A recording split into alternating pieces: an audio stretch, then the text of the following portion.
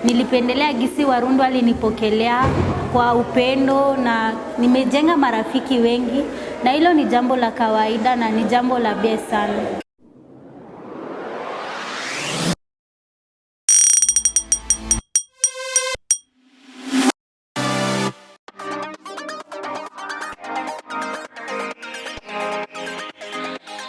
Bakunzi ba JCTV, nkuko televiziyo yanyu yabibemereye, mu kivugo baravuga ati accompagner le bien-être de la population burundaise.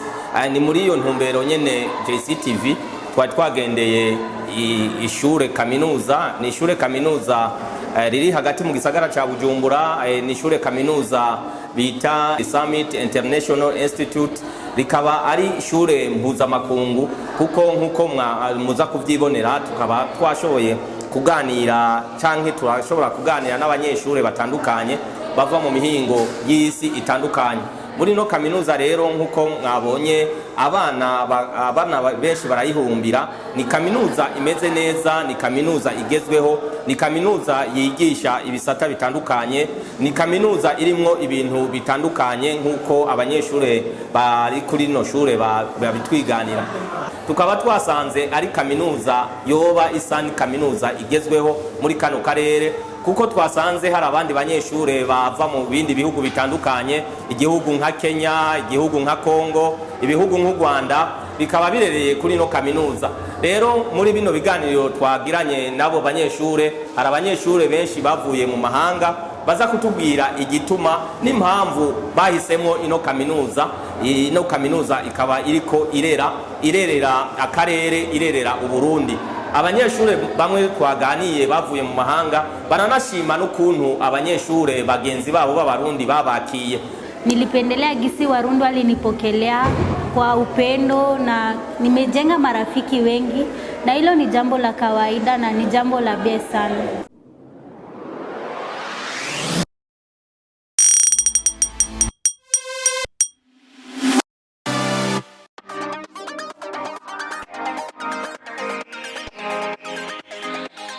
Undi gisagara ca Bujumbura. Naje kuri no shure nari mpejeje umwaka w'ishure shingiro, hama mpejeje kuriheza rero naciye numva amakuru yuko hariyo kaminuza riri mu kirimi cy'icongereza, hama canza kwiga kuri no shure kuko narikunze cyane. Yego.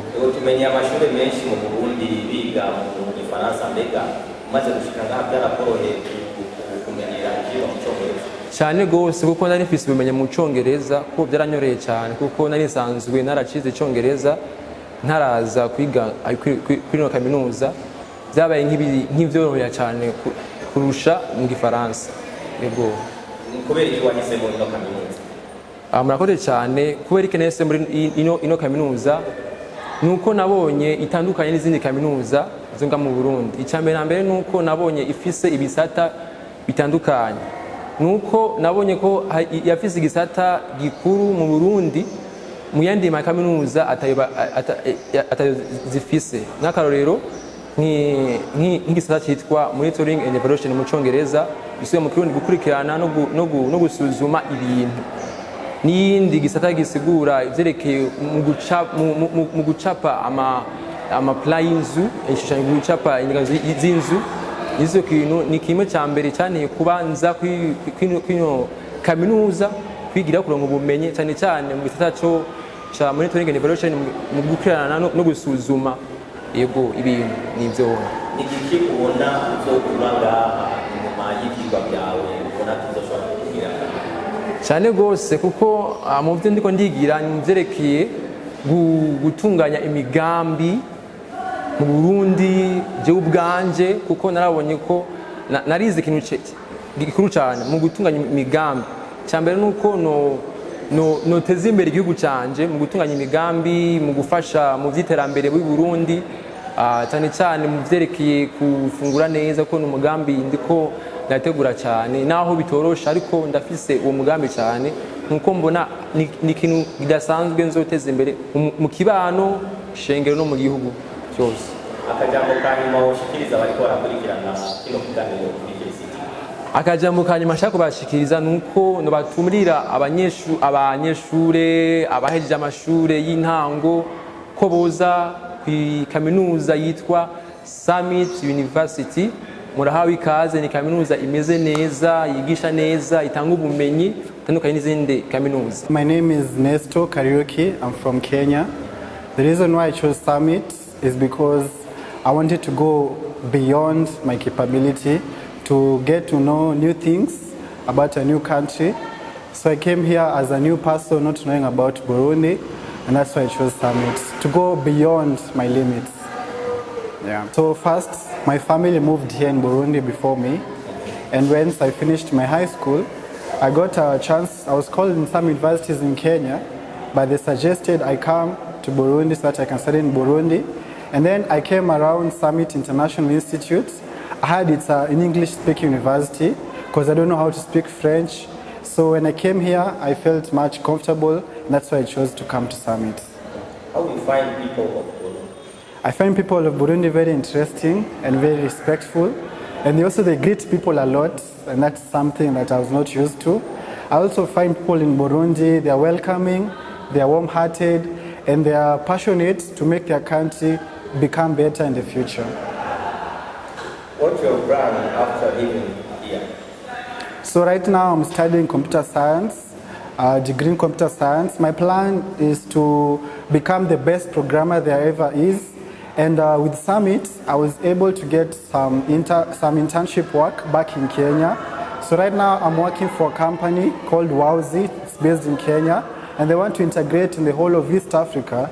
So through Summit International Institute, I was able to learn the skills that helped me to visualize my mission to become a software engineer in the future, to bring solutions to the world that are tech-based and also the ones that are problematic in the world. Yeah. That's the message of our always believe yourself in whatever you do. Never stop believing that. Also have faith in whatever you do, no matter you see it as small. Also not compare it to something else. And lastly, I can say, for all the times that you feel like you're not enough, let me just remind you that you are more than enough. Ubwa mbere ndabaramukije cyane mwebwe muko muradukoresha kino kiganiro n'abandi baza gukurikirana ikiganiro cyacu. Ku mazina yanje nitwagira neza Leila, nkaba ndi umurundikazi kandi nkongera nkaba ndi umunyeshure wo kuri Summit International Institute, nkaba niga mu gisata ca monitoring and evaluation, kandi nkaba mu mpfunyapfunyo bakavuga yuko hari gisata cyo gukurikirana ibidukikije nyene. Murakoze. Mbega birakorohera kwiga mu Cyongereza mwahora mu mashuri asanzwe kandi mu cyacu mwahora mwiga mu rurimi rw'igifaransa n'ikirundi? Ego murakoze. Hama ku ruhande rw'iwanje byaranyoroheye cyane kuko Icongereza n'ururimi nakunda kandi narinzi. Rero je byaranyoroheye, niyo mpamvu ntumva yuko noja mu rundi rurimi mu gihe n'abaniga mu gifaransa, numva yuko muri university kombera kandi karyo, kandi yuko noca nkuzi urundi rurimi sinkagume menye ururimi rumwe kugira nzomenye ukuntu niyubara mu bindi bihe hagize nk'undi muntu ashikako. Nivyo. Murakoze cyane. Kubera icyo mwahisemo no kaminuza mu gihe tuzi yuko haba yandi makaminuza yigenga yigisha mu Cyongereza, mugabo ukavuga ati jewe nahisemo kuza kwiga muri Summit? Murakoze. Ikaminuza nayijeko arabayimbwiye barambwira uko ishure rimeze, gusa nanje nari nabanje guhiga ibigenga uko yifata uko imeze, ndababaza hama numva ni ishure by'ukuri nkwiye kuja kwigako. Ndaraba ndavuga ati reka nzogende kwirabira, sinumve iby'abandi bambwira, ndabe yuko ibyo bambwira ari byo.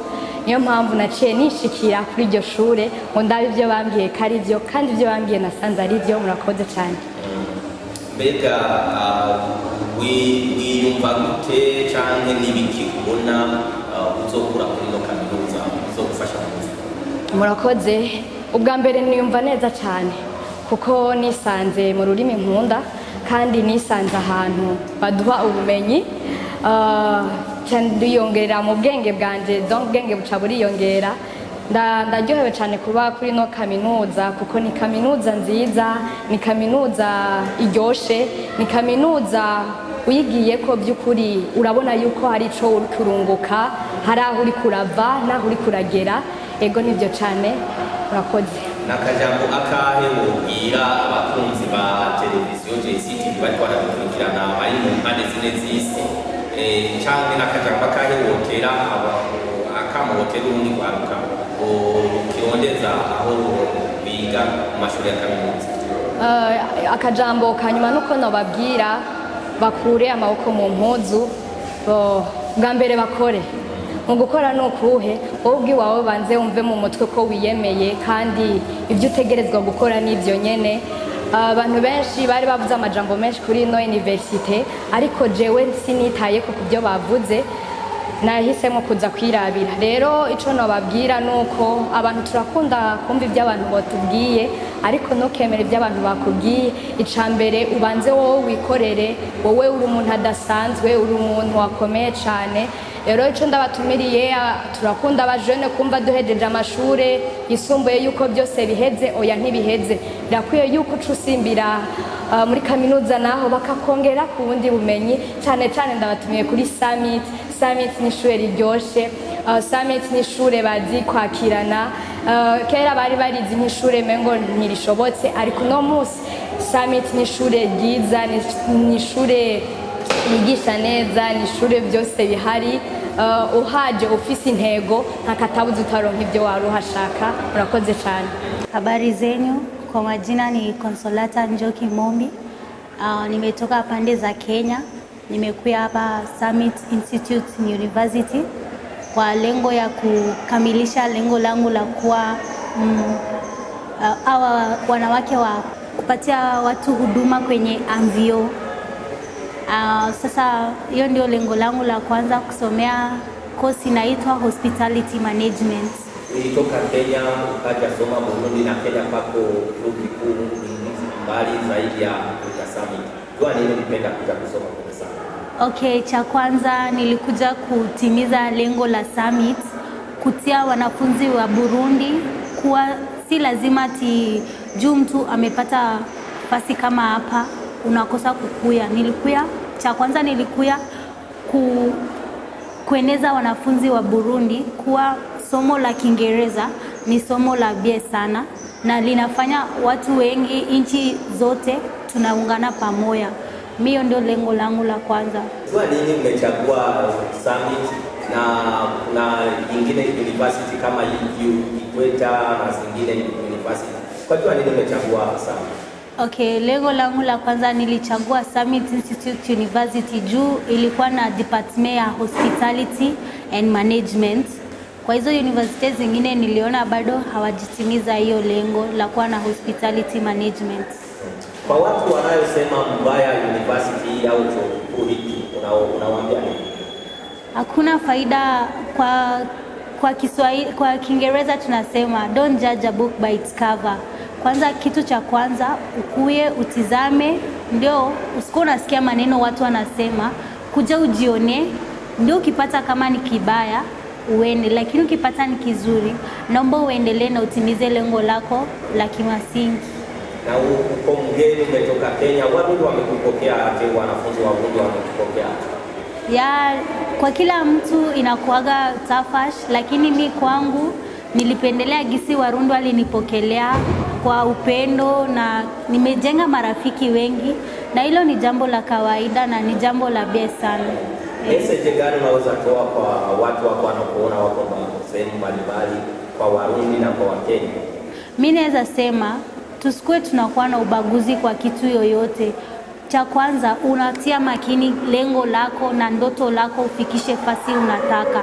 Lakini kwa watu wenyewe wako hapa Burundi, wanafunzi wenzangu kama mimi, naweza pendelea mkuye Summit Institute University.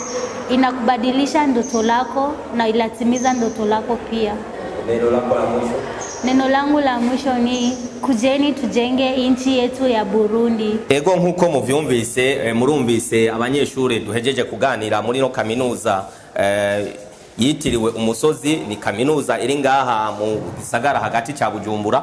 Ino kaminuza nkuko mubibona aba banyeshuri duhejeje kuganira, mwumvise ko babaganiriye byinshi bitandukanye ku byo bahura navyo ku buzima babaye mu ngaha muri ino shure. Tukaba tuzosubira guhura ku wundi munsi nk'uyu igihe cy'isaha nk'izi, aho tuzobaganirira canke aho tuzobereka iyindi kaminuza tuzoba twatembereye. Ikiganiro twari twabateguriye kijanye no guha mikro abantu batandukanye canke guha ijambo abantu batandukanye kikaba kirangiriye ngaha kuri JCTV. Tuzosubira guhura uwundi munsi nk'uyu gihe c'amasaha nk'aya. Murakoze.